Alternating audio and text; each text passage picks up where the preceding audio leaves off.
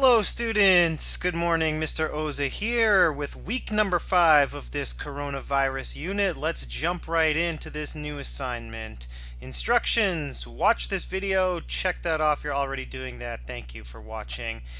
Second step, you're going to read the full document that I have assigned. I'm going to get into that in just a moment. And then third and finally, you're going to complete the assignment over at ozahlc.com. So those are your instructions, and let's jump right in. So the document that I'm going to have you read is called Reopening Massachusetts, and this was released by the state of Massachusetts today, as of recording this video earlier today, May 18th, 2020, and this is a guide to reopening the state of Massachusetts in response to the COVID-19 outbreak. And I thought it was interesting that they chose to add a picture of the city of Lawrence right here in the top right corner. Appreciated that. Thought that was pretty cool. So this is the guide to reopening the state. The link is down here. It's in the description. It's also in the assignment itself. So this document, the slides that you are about to see, come directly from the state of Massachusetts, and I am relaying this information to you. So here is the first slide that we're going to look at. This is on page 2 of the document provided by the state today. First thing I'm going to point out here is that Massachusetts was one of the hardest hit states in the United States, with over 86,000 confirmed cases and 5,700 deaths through May 17th, 2020. You look at the top 3 or 4 states here in terms of number of confirmed cases per 100,000 people in the population. You're looking at Massachusetts in the top 3, kind of tied there with Rhode Island. So Massachusetts, due to its population density, has had 1.1 thousand people per every 100,000 people in the population of Massachusetts confirmed having COVID-19. A couple of interesting points here in this kind of background information slide. The state of Massachusetts has committed over $1 billion of public funding to support our healthcare system. I'll ask you in the questions later, do you think that that is an appropriate use of your tax dollars? So remember, all of this money that the state is using to help support the healthcare system, that's coming from your tax dollars. Some people think that's obviously a very important and good use. Some people might find it a little more controversial. So we'll move on to page number 12. Here on page 12 you see the different phases in which the state will be reopening. So let's take a quick look. We're in the current state of just staying at home, where we have only essential businesses and services. All right. Today marks the beginning of phase 1. Limited industries will resume operations with severe restrictions.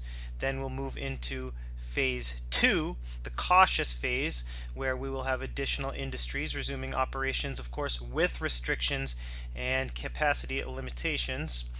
Eventually we'll move into phase 3, the vigilant phase. Additional industries will resume operations with guidance. And finally, phase 4, the new normal. This is once we have developed vaccines and or treatments that will enable the resumption of a new normal. And I'm sure you're wondering, how long will each phase last? Well, according to the document, each phase will last a minimum of 3 weeks and could last longer before moving on to the next phase. Very important detail here on the bullet points below.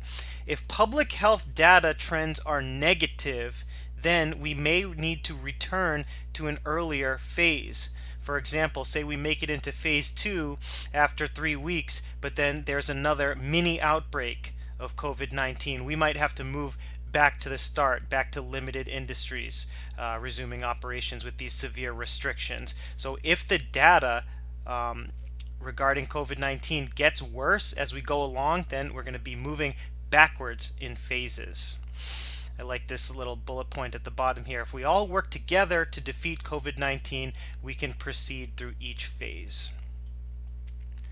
And the final slide that I would like to show you comes from page 17 of the document, and this gives some specific information to the phase that we are beginning today, phase 1, the start. Okay, so basically on May 18th, which is today, Monday, essential business will stay open, continue to operate. They, of course, have to comply with safety standards. This includes manufacturing, construction. A new one today is worship, so you can go to church. And then hospitals and community health centers who attest to specific health and public safety standards can provide, other types of care, preventative care, pediatric care, and treatment for high-risk patients, maybe not having to do with COVID-19. And then soon, in a week, on May 19th, then we're going to have a little bit more of a relaxing of some of the guidelines, which will allow some other businesses to open, such as laboratory and life science facilities, offices, not in the city of Boston yet, but office buildings, hair salons and barber shops. By appointment only, May 25th, you can get your hair done. Pet grooming, by appointment only. And also curbside pet drop-off and pickup. So you have to limit interactions and limit going into the actual buildings with this curbside drop-off and pickup, something that we'll talk about again in just a couple moments. Car washes, exterior car washing is allowed. Okay, recreation and outdoor with guidelines. Other healthcare providers who attest to specific public health and safety standards can provide high priority preventative care, kind of similar to this one that you see right across the way, just other healthcare concerns not having to do with COVID. And this one I found interesting: retail, remote fulfillment, and curbside pickup. A little vague there. I don't think that'll mean that the malls will be wide open for us to go in and go shopping, but remote fulfillment, something that our society is getting used to, with deliveries coming to your house of things that you might want to buy, and curbside pickup. So instead of going into the store and pick out what you want, you either call ahead or order online and they can bring it out to your car and put it in your car for you. And then a week after that, on June 1st, then offices in the city of Boston can start to open. So that's a good look there at phase one, the start. All right, now that we've gone over what I thought were the three most interesting and important slides, you can head on over to ozahlc.com and answer the three questions to get this assignment complete. Of course, you're going to log in using your first name and the first letter of your last name. That's your username. And the password is OZA, OZA 211. All right, here's our unit at a glance. The new assignment is right here, week number 5, coronavirus and reopening Massachusetts. If you need to do any of the previous assignments, you can see they are all listed here. All right, so here's the first question that I'm asking you to answer. Please answer this question with 3 to 5 sentences in a nice, neat paragraph. Use a quote from page 2 of the document to support your answer. So the link is in the description, the link is in the assignment, but you can also just go back in this video. We went over page 2 together just a moment ago. So according to page 2, what 3 states were the hardest hit by COVID-19? Secondly, how much tax money has gone to support the healthcare system? And then finally, do you agree with the use of your tax dollars in response to that pandemic? Just a little hint, a little spoiler here. It's a big number. A lot of money has gone to support the healthcare system. So how do you feel about that? All right, question number 2, again, 3 to 5 sentence paragraph, and use a quote from page 12 of the document. So you can go straight to page 12 on your own. As I said, the link is in the description. The link is on the assignment itself, or just rewind this video a little bit and we go over page 12 together. So according to page 12, what are the 4 different phases that will define the reopening of Massachusetts? How long will each phase last? Is it possible to go back to a previous phase? Just a little hint, just another little spoiler to make things easy for you. If the data goes in a bad direction, in other words, if the outbreak continues and if the number of positive cases continues, then the phases are going to either last longer or we're going to go back to previous phases. Do you agree with the concept of using these phases to slowly reopen the state? Does this seem like a good plan in your opinion? And explain why. All right, final question of the assignment. 3 to 5 sentences, use a quote, and now we're looking at page 17 of the document. You can go back and review that page 17 right here in this video. So according to page 17, what businesses will be able to open starting on May 25th? A couple of interesting ones on there. Thought it was very interesting that they felt the need to put pet grooming services on there. Just kind of random, obviously important to a lot of people, but thought that was interesting that they included that one.